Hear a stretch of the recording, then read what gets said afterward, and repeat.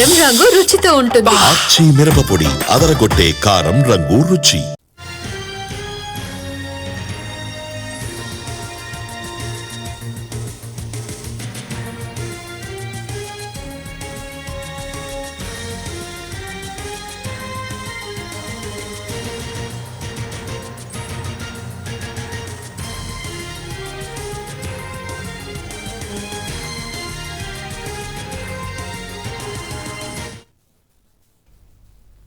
AP liquor scam లో A1 నిందితుడిగా ఉన్న రాజ్ కేశిరెడ్డిని ప్రశ్నించేందుకు ఈడీ అధికారులు విజయవాడ సబ్ జైలుకు చేరుకున్నారు.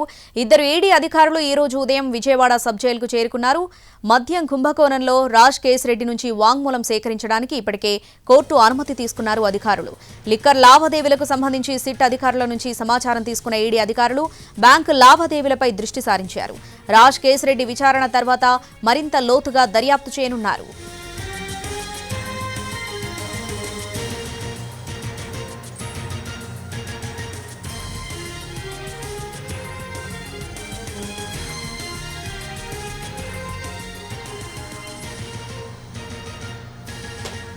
ఏపీ లిక్కర్ స్కామ్ లో A1 నిందితుడిగా ఉన్న రాజ్ కేశిరెడ్డిని ప్రశ్నించేందుకు ఈడీ అధికారులు విజయవాడ సబ్ జైలుకు చేరుకున్నారు. పూర్తి అప్డేట్స్ మా ప్రతినిధి శ్రీకాంత్ ఫోన్లో అందిస్తారు. శ్రీకాంత్, లిక్కర్ స్కామ్ కు సంబంధించి ఈడీ అధికారులు విచారణ అయితే ప్రారంభించారు. ఈ కేసుకు సంబంధించి ఇప్పటికే సిట్ అధికారులు 7గురిని కూడా అరెస్ట్ చేశారు. అదే విధంగా ఈ కేసులో A1 గా ఉన్నటువంటి రాజ్ కేశిరెడ్డి నుంచి విచారణ జరిపి స్టేట్మెంట్ రికార్డ్ చేయడానికి ఏసీపీ కోర్టులో గతంలోనే ఈడీ అధికారులు పిటిషన్ కూడా దాఖలు చేశారు. ఆ పిటిషన్ ని న్యాయస్థానం అనుమతించి తదుపరి ప్రొసీడింగ్స్ కి కృష్ణా జిల్లా కలెక్టర్ మెజిస్ట్రేట్ కూడా పంపించిన నేపథ్యంలో ఆయన నుంచి అనుమతి రావడంతో సిట్ అధికారులు అయితే కొద్దిసేపటి క్రితమే విజయవాడ సబ్ జైలుకి అయితే చేరుకున్నారు. ఈ కేసుకు సంబంధించి సిట్ అధికారులతో ఈడీ అధికారులు అయితే భేటీ కూడా అయ్యారు. పూర్తి స్థాయిలో నిందితుల వాంగ్మూలాలు, అదే విధంగా అరెస్టు సమయంలో సీజ్ చేసిన మెటీరియల్ తో పాటు వాళ్ళు ఆర్థిక లావాదేవీలు నిర్వహించిన బ్యాంక్ స్టేట్మెంట్లు ఇవన్నీ కూడా తెలుసుకోవడం కూడా జరిగింది. అదే విధంగా డబ్బులు